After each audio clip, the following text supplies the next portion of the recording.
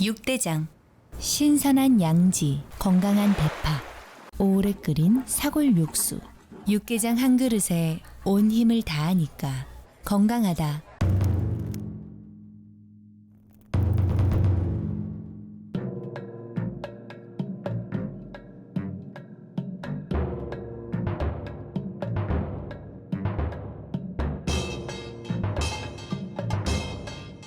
육개장은 육대장. 4월 봄의 화사함과 따뜻함이 늘 깃들기를 바랍니다. 라디오 서울이 함께합니다.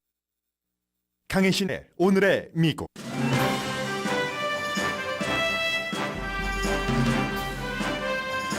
켄터키 루이빌 은행에서 대량 총격 사건이 발생해 적어도 4명이 숨지고 8명이 부상했습니다. 용의자는 전 은행 직원으로 알려졌습니다.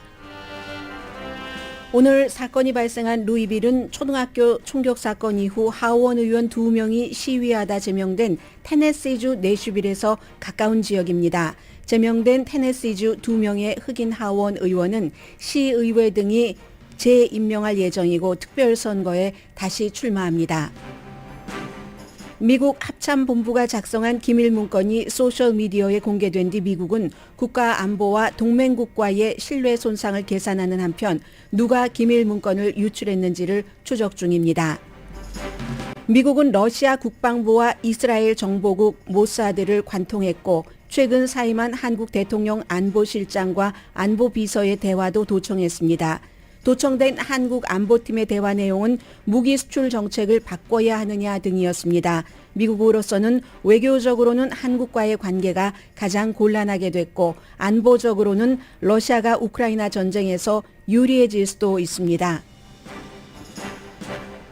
미국 언론이 러시아의 악명 높은 감옥에 스파이 혐의로 구금된 월스트리트 기자 석방 캠페인을 합니다.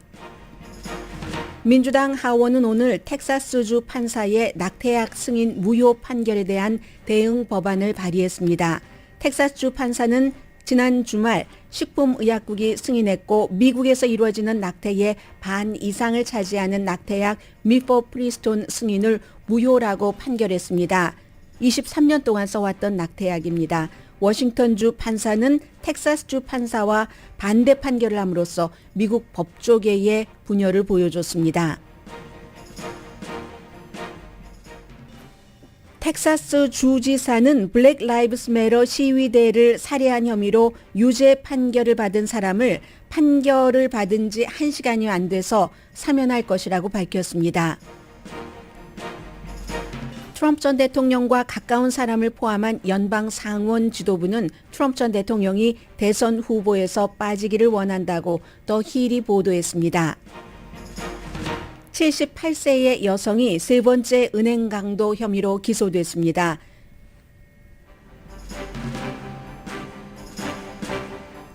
여러분 안녕하십니까? 오늘의 미국 강혜신입니다. 탑뉴스가 갑자기 바뀌어버린 월요일 아침입니다. 켄터키주 루이빌에서 은행에서 총격 사건이 발생했는데 이게 은행 강도 사건이 아닙니다. 현재로서는 지금 경찰은 전 은행 직원으로 알려졌다라고 얘기를 하고 있고요. 경찰이 지금 브리핑을 하고 있으니까 잠시 들어보실까요?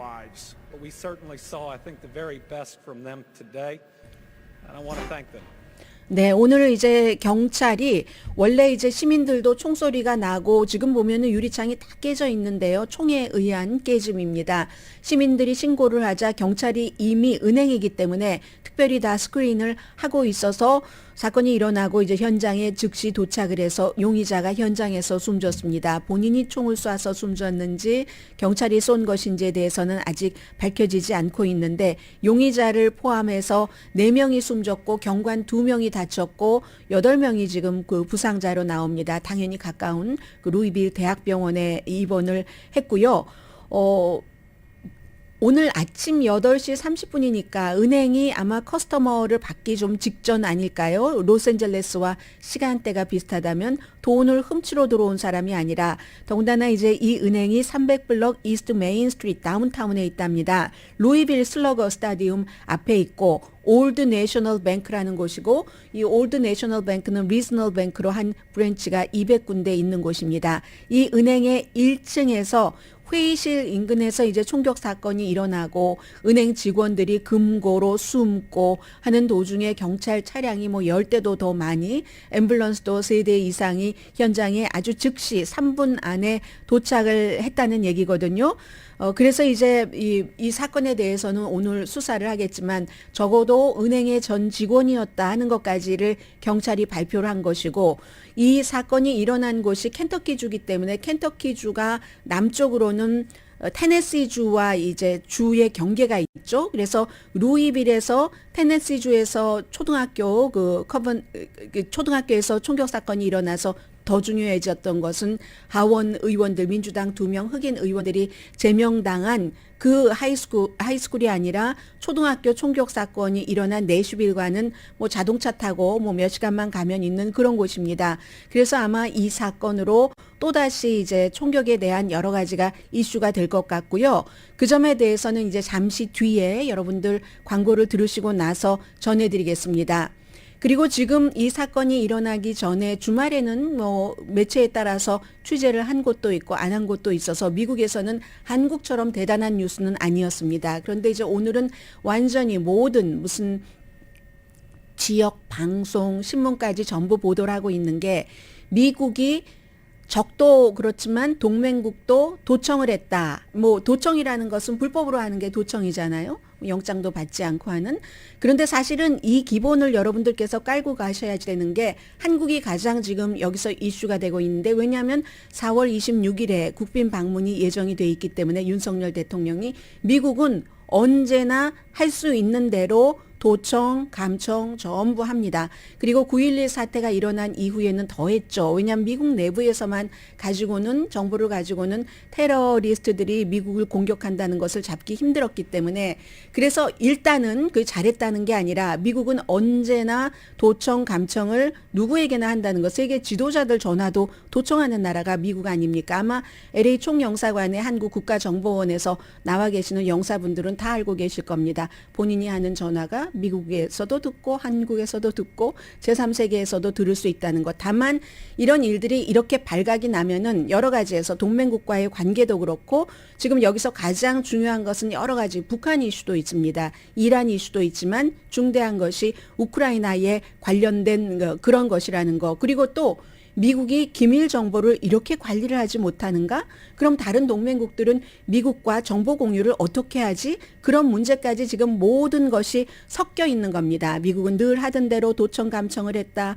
적도 이제 그 동맹국도 과연 이것을 누가 유출했는가? 데미지 컨트롤을 어떻게 할 것인가? 지금 이 부분이 오늘 루이빌 총격 사건이 일어나기 전에 가장 중요했었던 이슈인데요.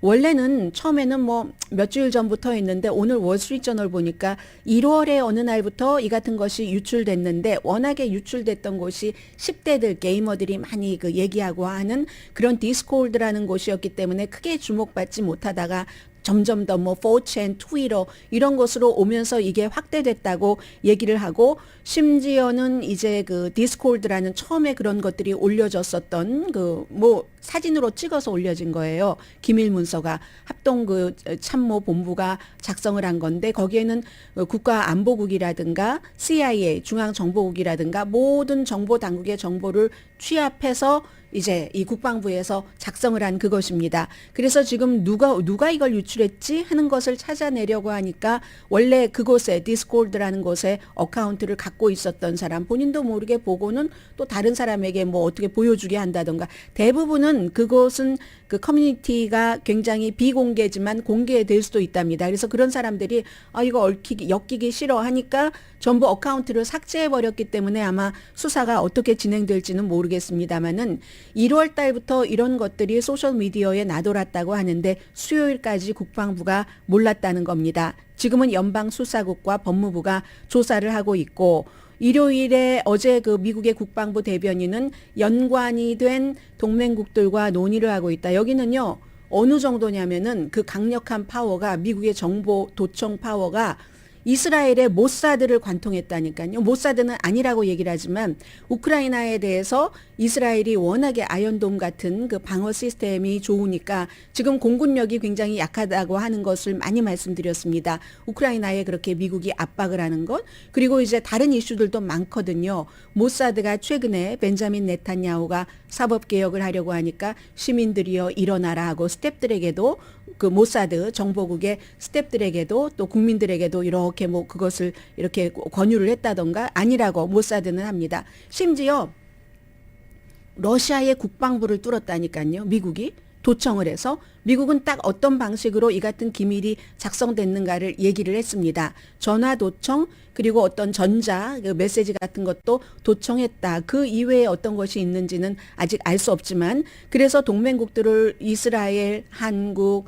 뭐 다른 나라들도 그렇게 했고요. 뭐 북한, 우크라이나 전부 포함되는 겁니다. 한국 사람들은 당연히 그렇게 얘기를 하죠. 아니 70년 동맹이라면서 동맹국을 스파이하냐고. 그 생각이 순진하신 생각입니다. 미국은 언제 어느 나라나 다 스파잉을 합니다. 그래서 2013년도에 에드워드 스노우든이 어떻게 미국의 국가안보국이 NSC가 도청을 하고 감청을 하는가 하는 것을 다 그것을 공개를 했잖아요. 그로 인해서 당시에 오바마 전 대통령과 안겔라 머켈이 막 브뤼셀에서 만났을 때 안겔라 머켈이 오바마 대통령을 째려보기도 하고, 그때 이제 한국도 도청당했었던 것이 있었고, 에드워드 스노우든은 계약자로 일하면서 그러한 것들을 이제 아주 폭로를 하고 나서 지금은 러시아 시민으로 러시아에서 살고 있습니다. 아무튼 미국의 스파이 능력이 대단해서 러시아가 우크라이나를 침공한 이후에 여러 가지 정보를 시시각각으로 러시아 국방부까지 뚫어서 우크라이나에 주니까 우크라이나가 용맹스러움에 정보력을 가지고 러시아를 잘 막을 수 있었다. 지금부터는 러시아가 그 방법을 아니까 어떻게 대처할지 알 수가 없죠. 그리고 또 이 우크라이나가 5월 2일 정도가 되면 이 영공을 어떻게 막을 것인가 하는 것이 굉장히 심각하다는 것이 드러났기 때문에 그것조차 역으로 러시아에는 굉장한 정보가 되고요. 이렇게 되면은 봄에 어떤 러시아와 우크라이나의 전쟁 지도가 바뀔 수도 있는 지금 그런 것이고요. 아무튼 러시아가 굉장히 힘들었었다. 심지어는 와그너 그 용맹그룹이 실제보다도 훨씬 더한 역할을 많이 했었고, 러시아는 나토 탱크를 뭐 파괴시키면은 그러면은 이제 돈을 많이 주고, 이러한 모든 것들이 그 정보에 다 있고, 그런데 이 정보가 미국에서도 합법적이고 상당히 맞지만 그게 완전하게 정보라고 해서 100% 정확한 건 아니잖아요. 그래서 러시아나 우크라이나에서 사망자 같은 경우는 많이 그 차이가 나기도 합니다. 그리고 중간에 그 같은 정보가 새어나오고 나서 여러 가지를 미국에서 정책을 바꾸기도 했고요. 심지어 미국은 우크라이나의 군 당국자, 우크라이나의 정치인들도 도청했습니다. 왜냐하면 우크라이나가 미국 정부에 우리가 이러니까 우리를 도와줘야 돼요. 이렇게 얘기하는 것과 실제의 우크라이나 내부의 결속이라든가 아니면 전략 같은 것을 더 정확하게 파악하기 위해서는 그들의 말만 갖고는 안 된다는 게 이제 미국의 판단이었고, 사실은 이 케이스에는 할 수 있으니까 한다는 겁니다. 세계가 정말 다 알고 있고, 특히 유럽 같은 경우는 이 미국이 자신들의 지도자들을 뭐 도청했다 이런 것이 나오고 나서 굉장히 분노하기도 했지만 지금도 안 한다는 보장은 없다고 말씀을 드릴 수 있겠고요. 한국이 정책과 무기 수출 정책과 워싱턴 사이에서 상당히 곤란했었던 것이 이 기밀 문서 100페이지 정도 된다고 하고, 지금 뭐 월스트리트저널이나 제일 처음은 뉴욕타임스가 보도했고, 그 다음이 워싱턴 포스트, 그 다음 오늘 아침에 이제 또 월스트리트저널이 새로 조금 다른 방향에서 보도를 했지만, 오리지널 이 뉴욕타임스 이외에 뭐 특별히 나오는 것은 없습니다.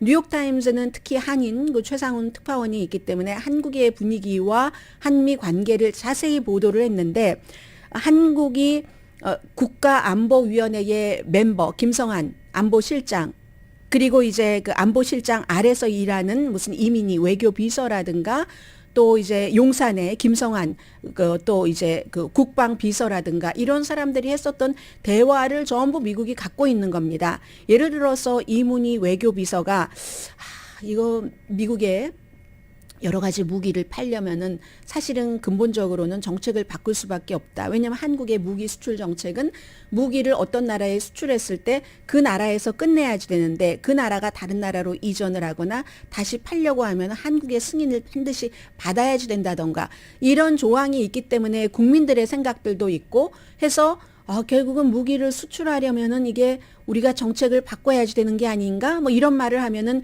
김성한 그 안보실장은 그건 위험해. 더군다나 이제 미국 대통령과의 여러 가지 국빈 방문을 그 당시에 조율하고 추정했었을 때잖아요. 제가 좀 전에 말씀드린 게 3월 2일인데 미국을 방문을 한다. 국빈 방문으로 이게 3월 7일 날 한국에서 발표를 한 겁니다. 막 그렇게 고민을 하면서 김성한 그 안보실장은 차라리 그러면 우리가 폴란드로 뭐 수출을 하면 폴란드가 또 빨리 우크라이나로 갈 테고 그러면은 또 이제 비서는 그런데 폴란드도 뭐 꼭 그것을 폴란드가 우크라이나에 무기를 줬기 때문에 부족한 폴란드의 무기 창고를 채운다는 것을 우리가 어떻게 합니까? 미국도 마찬가지고 미국에 수출을 해도 그게 우크라이나로 가지 않는다는 걸 어떻게 합니까? 이런 걱정을 하는 그 모든 것들이 바로 미국의 도청에 의해서 폭로가 된 겁니다. 이건 그 스파잉 했다라는 그 자체만으로도 피해가 있는 그런 그 폭로입니다. 한국이 워싱턴에 어떻게 대응하는가? 뭐 사실 뭐 알아보고 뭐 어떻게 하겠다고 얘기를 했었고요. 아무튼 2013년도보다 조금 더 심각하다고 볼 수가 있겠습니다. 그리고 미국에서는 동맹국과의 이걸 어떡하지? 그것보다도 오히려 미국이 에드워드 스노우든이 국가안보국이 이렇게 뭐 다른 나라나 민간이나 시민을 뭐 도청도 하고 또 감청이라는 것은 피사 연방 그 감시법에 의해서 아주 그 제대로 합리적으로 합법적으로 하는 거잖아요. 도청 감청을 하는가 그것을 그렇게 하고 미국이 신뢰도 떨어지고 지금 딱 10년이 지났는데 아직까지도 이걸 막지 못해? 누가 이랬을까? 누가 이랬는지를 알기가 쉽지가 않을 것이라는 게 전문가들의 의견입니다. 왜냐하면 그 같은 기밀 서류에 접근할 수 있는 사람이 1명, 2명, 3명이 아니라 뭐 수백 명 이상 되기 때문에 그래서 이제 이런 일이 있어서 미국에선 말씀드린 것처럼 안보와 뭐 외교 관계 조금 하지만 한국에서는 완전히 뭐 미국도 뭐 뒤집힌 것처럼 보도를 하던데 미국은 전혀 이 문제로 뒤집히진 않았고요. 그러나 걱정은 하고 있고 새로운 뉴스가 또 나올 수도 있고 더 중요한 건 이게 누군가가 의도적으로 그렇게 유출을 했다면 어떻게 빼내서 어떻게 유출을 했는데 아직도 더 그 유출을 할 만한 것이 남아있는가. 왜냐하면 지금 100페이지 안에도 이란, 중국, 북한 이슈가 많이 들어있다고 하거든요. 그래서 아마 정보당국은 그것을 막는데도 신경을 쓸 것이고 트위터는 제가 어제까지는 확인을 했는데 내리지 않았던데요. 왜냐하면 트위터는 예전 같으면 국가 안보, 국가의 이익 하면은 협조를 했는데 일론 머스크는 전혀 협조하지 않고 있어서 트위터는 다른 데서는 내렸는데 이것을 내리지 않고 그대로 두고 있으니 미국 정부가 관리하기가 아주 힘들죠.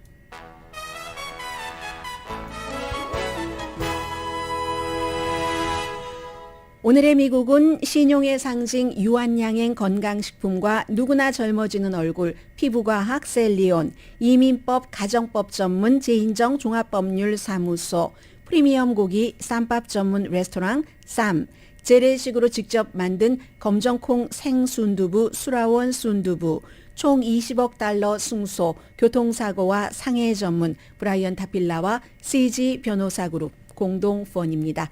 잠시 뒤에 중요한 내용들인데요. 뭐 요즘은 미국이요. 예전만 한 몇 년 전만 하더라도 저도 저희 라디오 서울 방송이 캘리포니아주 로스앤젤레스에 있기 때문에 오늘의 미국이 전국적인 이슈를 다루지만 그래도 뭐 멀리 뭐 동남부의 뭐 테네시라든가 뭐 이런 곳의 뉴스를 특별한 경우가 아니면 잘 다룰 기회가 없었거든요. 시간의 제약도 있지만 그런데 요즘은 다른 곳에서 일어나는 게 미국이 사회적으로 정치적으로 분열됐기 때문에 곧 모든 지역에 전부 해당이 됩니다. 그런 뉴스를 지금 제가 테네시 것도 그렇고 텍사스 것도 그렇고 뭐 트럼프 전 대통령 뉴스와 함께 전해드립니다.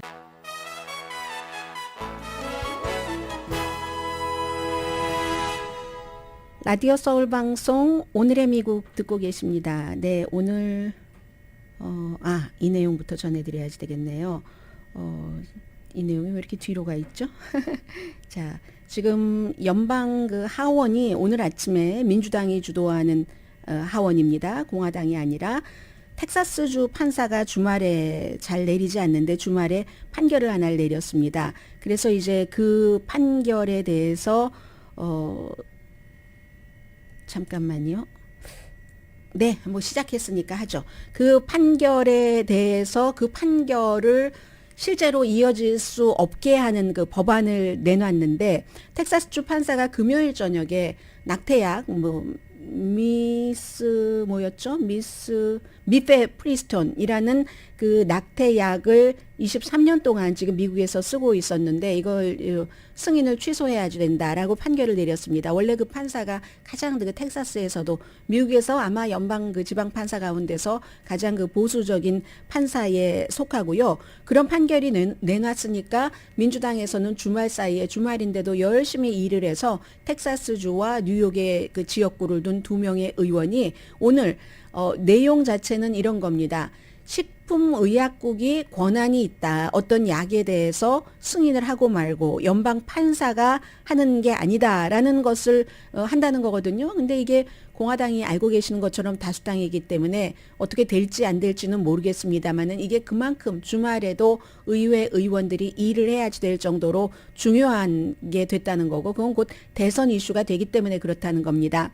매튜 카스마릭이라는 판사가 이 약을 불법으로 한다라고 하니까 그 불법으로 한다고 할 때는 그 낙태가 합법화된 주에서도 쓸 수 없다는 얘기거든요. 그리고 실제로 그런 것에 대한 고소를 하는 사람도 이 판사는 그렇게 내려주겠지 하고 이제 그쪽에 그 법원에 접수를 한 거고 판사는 미페프리스톤 이거 이제 무효로 해야지 된다 승인 얘기를 하면서 태아라고 하지 않고 태어나지 않은 인간 이렇게 했습니다. 바로 이제 연방 정부가 주말인데도 항소를 했고 그리고 이 판사가 판결을 내리자 또 워싱턴주의 오바마가 지명한 판사 앞서 판사는 트럼프 전 대통령이 지명을 했고 토마스 오 라이스 판사는 캘리포니아주, 뉴욕 아니면 뭐 커네디컷, 메릴랜드, 매사추세츠, 버먼트, 오레곤 이런 진보적인 주 17개 주에서는 이것을 이제 쓸 수 있도록 하는 판결을 내렸습니다. 오늘 연방 민주당 하원이 지적을 한 것처럼 그건 식품의약국이 할 것이지 식품의약국의 그 승인을 그대로 해라 하는 판결을 내렸고 결국은 뭐 바이든 대통령도 뭐라고 얘기를 하고 그리고 뭐 하비에르 바세라 보건복지부 장관도 아니 20년 넘게 매우 안전하고 효과적인으로 입증된 약물을 금지를 하라고 하니 이게 무슨 얘기야라고 하면서 미국의 이제 낙태의 반이 바로 이제 이 약물에 의해서 하고 있다는 거거든요. 결국은 연방 대법원으로 간다는 겁니다. 연방 대법원이요. 9개월 됐어요. 그 낙태를 주정부에서 정할 수 있도록 해서 반이 넘는 주가 낙태를 거의 불법화한 게 그게 9개월 만에 다시 지금 연방 대법원에서 판결을 하도록 돼 있으니까 이게 또 판결 시점도 뭐 거의 예비선거하고 2024년도 대선하고 할 때가 되니까 이게 굉장히 중요한 이슈가 될 것이다 하고 말씀을 드리고요. 그리고 이 선거를 말씀을 드렸으니까 선거에 연관돼서 이 내용을 먼저 전해드리겠습니다. 트럼프 전 대통령은 오늘 모든 매체가 보도하지만 특히 미국 바깥의 가디언이 보도를 하기를 주말 사이에 주변 사람들에게 그렇게 얘기를 했대요. 지금 트럼프 전 대통령의 선거팀 가운데서도 예비선거에서는 트럼프 전 대통령이 유리해도 본선거에 가면은 무당파의 표를 받기 힘들기 때문에 기소 이런 사건들 때문에 사람들이 날이 갈수록 점점 이 기소 혐의에 대해서 아무래도 아무렇지도 않다고 생각할 수도 있겠지만 더 다른 케이스들도 있으니까 지금으로서는 더 심각하다라고 생각하는 사람들이 많은 것 같습니다. 그러니까 캠페인 내부에서도 이거 별로 유리하지 않는데 하는데 트럼프 전 대통령은 다른 생각을 갖고 있답니다. 화요일에 법원에서 기소되면서 판사의 이제 기소장 읽는 것을 듣고 있을 때는 굉장히 화난 것 같기도 하고 화났다기보다 더 굳은 표정 같은 것이 강했는데 며칠이 지나면서 돈이 많이 모이고요. 지지율도 막 올라가고 게다가 플러스 언론에서 막 계속 본인을 그동안 조금 멀리하더니 보도를 하잖아요. 그러니까 자신감을 얻었답니다. 트럼프 전 대통령은 자신감을 얻었다는 건데 문제는 여기에 뭐 여러 가지 뭐 조지아주 의사당 사건뿐만이 아니라 이제 강간 사건도 또 나오거든요.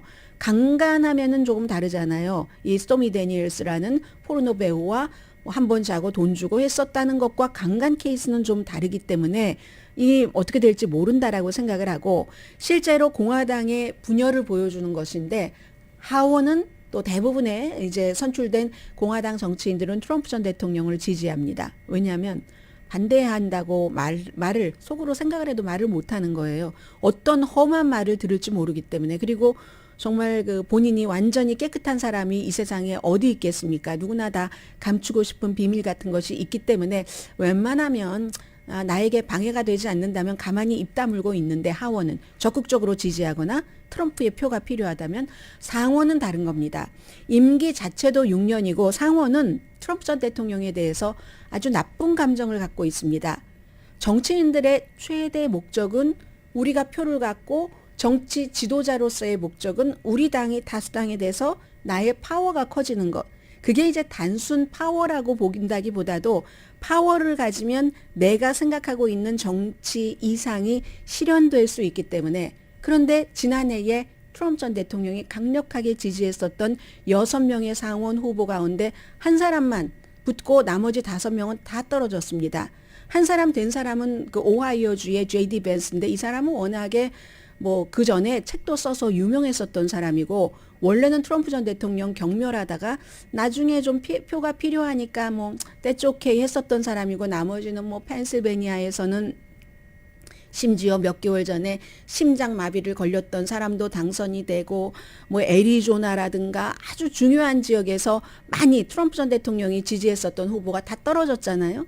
그래서 공화당 상원은 우리가 다수당이 되지 못한 거다. 미시건이나 네바다도 그랬었고요. 네바다도 공화당이 이긴다고 했는데 졌잖아요. 조지아주에서도 마찬가지였고 조지아주의 선거는 아주 뭐 피날레를 잘 장식을 했고요. 워낙 그 상원 의원이 원래는 특별선거에서 남은 임기를 채우다가 정식 6년이 됐기 때문에 그래서 이 공화당의 상원은 트럼프 전 대통령이 대선 후보가 돼서 계속 부정선거 주장을 하고 트럼프 전 대통령은 국가와 당을 생각한다기보다는 본인을 생각한다고 공화당의 그 중견 정치인들은 많이 판단을 하고 있기 때문에 그래서 부정선거 얘기를 하는 것과 동시에 이번에 기소되면서는 연방 법무부 기금도 줄여야지 되고 그리고 연방 수사국 기금도 줄여야지 된다고 주장을 하니까 이런 경찰 기금 그 defunding police department 그렇게 민주당이 급진적인 민주당이 해서 비난을 받았었던 것을 지금 트럼프 전 대통령이 하고 있는 겁니다.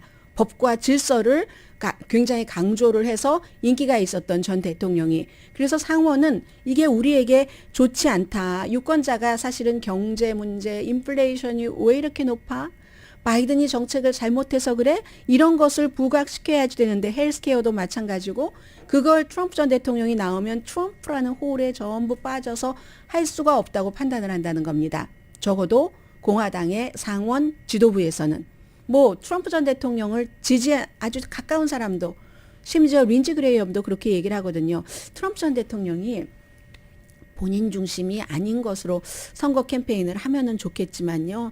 아마 말을 듣지 않을 것 같아요. 그리고 뭐 미치 매코넬이라든가 존 튠, 미치 매코넬 그 상원 대표가 뇌진탕을 일으켰었을 때 그 대표 자리를 대행을 했었던 아니면 뭐 밋 롬니 공화당 연방 상원의원 같은 경우는 2번이나 트럼프 탄핵에 찬성표를 던진 사람이니까 당연히 트럼프가 나오면은 그야말로 누구를 또 뭐 같이 본인이 킹메이커다 하면서 본인이 대통령이 된다는 것을 딱 생각을 하고 누구를 막 그 상원 후보를 지지를 해서 이게 이제 다 떨어져 버릴 수 있다. 그리고 밋 롬니 의원이 그런 얘기를 합니다.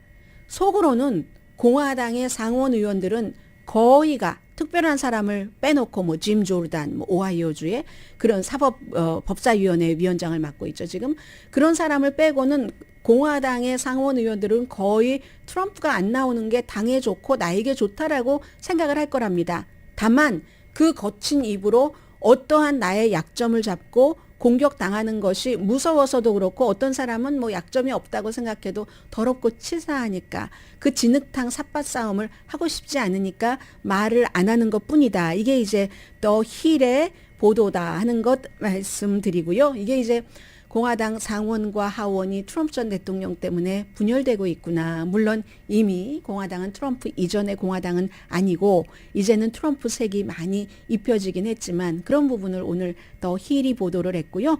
그리고 팍스에서 쫓겨났지만 루답스라는 팍스 비즈니스에서 일을 했었던 이민에 대해서 저는 이 루답스 하면은 가장 항상 기억에 나는 게 이민자를 너무 싫어해요. 이 사람은. 이민자를 너무 혐오합니다. 그런데 어쨌든 팍스에 열심히 트럼프에 충성하다가 나중에 해고되고 말았는데 해고된 이유는 간단하죠. 션 해니티나 터커 칼슨이나 로라 잉그램처럼 그 정도의 영향력은 없었던 겁니다. 근데 이제 이 사람도 팍스와 루답스가 동시에 베네수엘라 사람들에게 고소를 당했거든요. 도미니언 보링 시스템이라는 이 기계가 뭐 베네수엘라 사람들이 투자를 해서 뭐 트럼프를 떨어뜨리려고 했다 하니까 이제 명예훼손죄로 소송을 했었는데 거기에 대해서 합의를 했답니다. 합의를 했으니까 뭐 돈은 좀 들어가겠죠. 자, 지금 미국의 정치는 그렇게 되고요. 잠시 뒤에는 오늘 은행에서의 총격 사건이 있었는데 또 다른 가벼운 것 같긴 하지만 그런 것과 또 무거운 뉴스 함께 전해드립니다.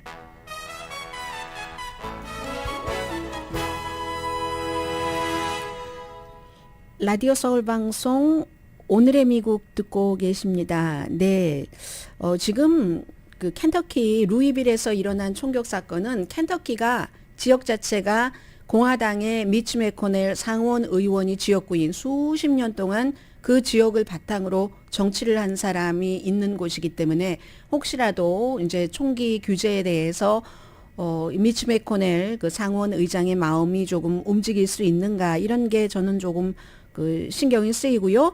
오늘 아침에 그 미치 매코넬도 충격받았다 뭐 그런 얘기들 했습니다. 그런 얘기를 했고 아침 8시 30분 말씀드린 것처럼 올드 내셔널 뱅크에서 지금 경관 2명이 한 명은 거의 위독하고요. 수술 중이랍니다. 그리고 또 다른 한 명도 아주 그 중태인 것으로 보이고 있거든요. 나머지 사람들도 병원에 있고 4명은 일단 숨졌고 용의자는 전에 이 은행에서 근무했었던 사람이 맞고 왜 이런 일이 일어났는가는 뭐 아직 아무도 알 수 없는 거고요. 내슈빌에 그 아래 국경이 있는 테네시주 내슈빌에서 그 커버넌트 그 초등학교에서 총격 사건이 발생하고 지금 2주일이 안 됐습니다. 그게 3월 27일이었거든요.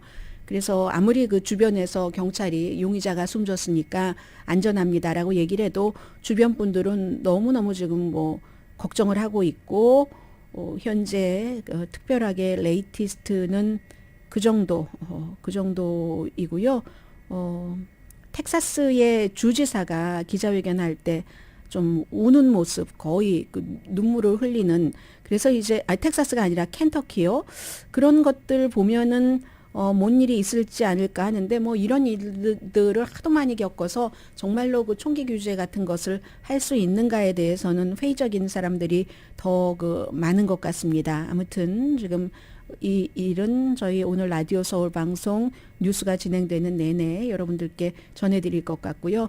네, 3월 27일에 테네시주 내시빌에서 그 일이 있고 나서 이제 사흘 뒤인 3월 30일에 테네시주에서 의사당에서 메가폰을 잡고 그 시위대가 총기 규제 강화하라 하는 것에 호응을 하고 뭐 어떠한 구호를 외치고 했다고 해서 3명 가운데서 백인 여성은 제외되고 흑인 2명의 의원들이 제명이 된 것은 뭐 미국의 아주 지금 미국 뉴스지만 세계적인 그 뉴스인데 그 제명된 의원 가운데 한 사람은 오늘이요. 그 내슈빌입니다. 바로 내슈빌에서 시의회에 의해서 다시 이제 의원으로 됩니다. 공화당이 이제 하원이 이 민주당의 흑인 의원들을 제명시켰지만 그 룰이 그렇습니다. 그쪽 지역의 시의원들이 과반수거든요. 단순 과반수. 그런데 시의원이 여긴 왜 이렇게 시의원도 많고 하원 의원도 많습니까? 로스앤젤레스 배 이상이에요. 캘리포니아의 배 이상이고 그래서 하원 의원 99명 가운데 공화당이 75명이고 이 내슈빌에 시의원이 40명이 있답니다. 로스앤젤레스가 15군데로 지역구가 나뉘어져서 15명인데요. 그래서 40명 가운데 주말에 이미 23명이 나는 이 저스틴 존스라는 제명된 의원에게 투표를 하겠다라고 얘기를 했고 그리고 이제 또 멤피스의 의원인 이름 똑같아요. 저스틴 피어슨도 그쪽은 이제 또 다른 지역의 커미션 내에서 그 쉘비 카운티입니다. 카운티 커미션에서 이게 이제 내슈빌이 포함되어 있는 그곳에서 결정을 하는데 그것도 아마 이 의원을 그대로 둘 것인 것 같습니다. 그래서 어제 정말로 27살, 28살밖에 되지 않은 커뮤니티 오거나이저 출신의 이 두 명의 흑인 주 하원 의원이 전국적으로 스타로 탄생을 해서 지금 어제 MBC의 미트 더 프레스 같은데 같이 출연을 해서요. 특별 선거에 다시 출마하겠다. 납세자 돈만 낭비하는 거예요. 지금 이렇게 보면은. 그리고 우리를 공격하는 건 주민에게 나쁘다. 주민들이 합쳐서 14만 명 정도 되는데 두 군데 지었고 그런 주민들이 의회 의원들이 없이 있다는 게 말이 되느냐. 주민들도 당연히 이 의원들을 지지하고요. 선거가 끝난 지 몇 개월 되지 않으니까 이 의원들에 대한 지지도가 높고 더군다나 이슈 자체가 이 총기 규제하자는 것이기 때문에 총격 사건이 일어나는 것을 경험을 한 그 유권자들은 당연히 그걸 지지하죠. 공화당이건 민주당이건 가릴 것 없이라고 얘기를 하고 심지어 텍사스에서 발행되는 신문 그 테네시안 같은 것도 사설에서 이 공화당 하원 의장을 엄청 비난했습니다. 카메룬 섹스톤 하원 의장이 주지사 선거에 나가려고 이렇게 무리수를 두고 있네 하니까 그 하원 의장이 거짓말이야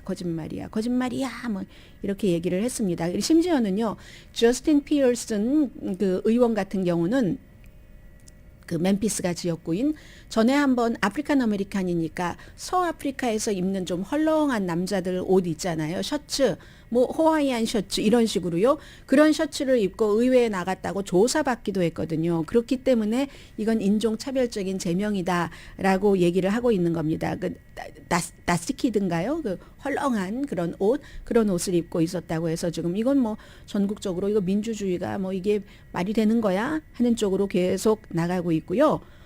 텍사스의 그 주지사가 그레그 에보트 주지사 중에서 가장 그 보수적인 주지사에 포함이 되죠.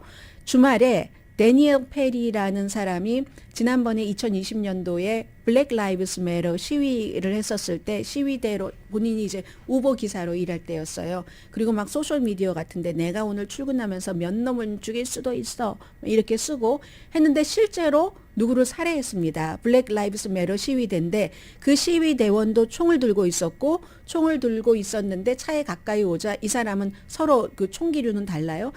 자신이 차 안에서 유리창을 통해서 그 사람을 시위대를 쏴서 시위대가 숨졌습니다. 그러니까 이 배심원이 12명의 배심원이 만장일치로 유죄 판결을 내렸거든요. 판결이 나오고 1시간이 채 되지 않아서 자기 방어다라고 하면서 주지사가 내가 사면할 것이다라고 얘기를 했습니다. 여기에 대해서는 찬성도 있고 반대도 있지만 정말 자기 방어다. 검사는 이 사람 미리 원래 이런 시위에 이렇게 거부감을 갖고 있었고 이런 주장을 하고 있는데 그러니까 그나저나 더 중요한 것은 주지사가 딱 트위터에 그럼 유죄 판결이 나오고 나서 1시간도 안 돼서 내가 사면할 거야라고 했는데 그럴 권한이 없습니다. 그 시점에는. 왜냐하면 이 주마다 약간 차이가 있지만 텍사스주에서 주지사가 누군가의 죄를 사해 주려고 할 때는 교정국의 추천을 받는 과정이 있어야지 된답니다. 그런데 그 과정도 없이 그냥 그 주지사가 내가 앞으로 요청할 거야 교정국에 이렇게 얘기하면서 그럼 교정국이 본인이 교정국 위에 있는 아주 그냥 최고의 법에 있는 것처럼 보일 수도 있잖아요. 그런 문제도 지금 이슈가 돼서 주제 넘는 일이네 이렇게 평하는 사람도 있습니다. 아무튼 미국이 총기로 여러 가지 너무 어수선하고 있고요. 그 사이에 이건 짧게 전해드려도 되겠는데 78세의 한 여성이 세 번째로 은행 강도를 하다가 보니 구치라는 분인데 이분은 캔사스 지역에서 이 은행 강도를 이번에 저질렀습니다. 예전에 한번 1977년도에 캘리포니아주에서 있었고 그 뒤에 또 이제 캔사스 시 인근에서 은행 강도 그에 대한 그 집행유예가 2021년 11월에 끝났는데 이번에는 미주리주군요. 두 번째가 캔사스고 미주리주의 프레젠트 힐에서 은행 직원에게 돈 내라 빨리 서둘러 하면서 13,000달러를 작은 돈으로 줘 해서 그 돈을 가지고 2마일도 가지 못해서 경찰에게 스탑 사인 받았고 막 바닥에 돈이 떨어져 있고 하니까 경찰이 결국은 체포했거든요. 알코올 냄새 아주 강하게 났다고 하고 78세 되신 여성분인데 비닐장갑 끼고 블랙 K95 마스크를 쓰고 선글라스를 끼고 있었고 경찰국장이 참 슬프다. 78세나 돼서 이런 일을 저질렀으니까 여러 가지 감정이 오고 가지 않았겠어요. 경관도 법집행관으로서 또 다른 인간적으로서 그런 일도 미국에서 있었습니다.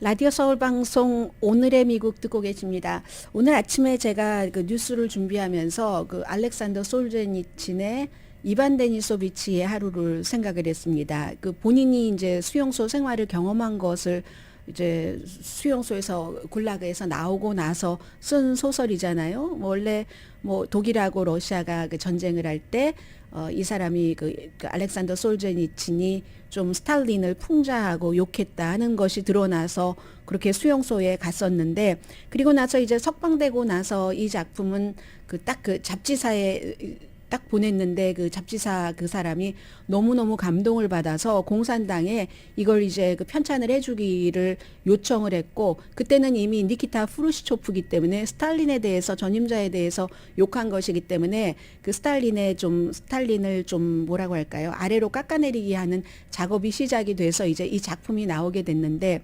이반 데니소비치 제가 왜 생각을 했냐면 이반 데니소비치가 아니라 같은 이반인데 이반 게르슈코비치 때문에 그렇습니다. 월스트리트저널의 기자로서 얼마 전에 이제 스파이 혐의로 체포가 돼서 정말 악명 높은 감옥에 지금 갇혀 있는데 다행히 지난주에는 변호사를 만나게 해줬다고는 하고요. 이 사람이 누구냐면은 그 뉴저지주에서 구소련 시대에 망명을 한 사람이 부모님입니다. 본인은 미국에서 태어나서 미국에서 살았는데 20대 중반에 그게 이제 2017년도인데 부모님의 모국에 가서 러시아에 가서 본인도 러시아를 사랑하고 러시아에 대해서 사람들에게 좀 러시아의 부분이 아니라 좀 자세히 알리고 싶기도 하고 해서 이제 그 뉴욕타임즈에서 약간 그 낮은 직급에서 일하다가 모스크바로 가서 모스코 타임즈 영자신문 거기서 일하다가 AFP 통신에서 일하다가 지난해부터 월스트리트저널 그쪽에 이제 특파원으로 일을 하게 된 겁니다. 그런데 어떤 때는요.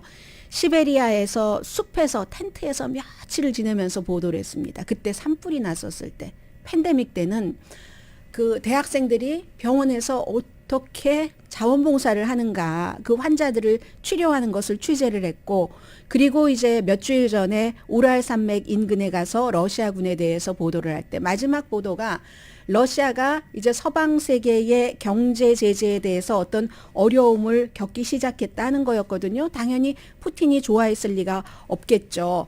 그래서 이 이반 게르슈비치 씨는 러시아에서 이렇게 특파원으로 일한다는 것이 지금 시기에는 특히 위험하다는 것을 알면서도 자원을 한 겁니다. 러시아를 아무리 사랑해도 이건 위험한 일이라는 것을 알면서도. 그런데 이제 동료 그 기자들이 참 관대하고 재미있고 유쾌해서 어디 같이 가면은 이 사람 주변에 사람들이 착착 달라붙어 무슨 자석처럼 이렇게 얘기를 하고 정말 중요한 건 러시아를 세계가 이해하도록 했어야지 됐기 때문에 푸틴의 전쟁을 지지하는 사람들의 목소리도 월스트리트저널에 담았습니다. 북부 지역에서 왜 사람들이 많이 숨지는데도 지지하는가 등등. 그런데 어쨌든 이런 일이 있다고 하고 지금 그 감옥에서는요. 삶과 운명, Life and Fate라는 그 전체주의에 대한 소설을 읽고 있다고 하거든요. 이 작가는 그 50년대 말에 이걸 썼지만 사후에 이제 이 작품은 발표가 됐고 아마 이게 작가가 살아생전에 발표됐다면 뭐 그 이반 데니소비치 굴라그보다 더 일찍 낙터지바그보다도 더 먼저 세상에 알려졌을 것 같습니다. 그런데 아무튼 뭐 KGB가 못하게 해서 나중에 했는데 Life and Fate라는 그 삶과 인생에 대해서 그 노토리어스한 그 레포르토프 감옥에서 지금 읽고 있다는 그런 소식이 전해지는데 이게요 미국의 모든 기자들이 이 사람을 지지를 하면서 여러 가지 그 사람이 있는 것을 잊지 말아야지 된다고 보도를 하는 겁니다.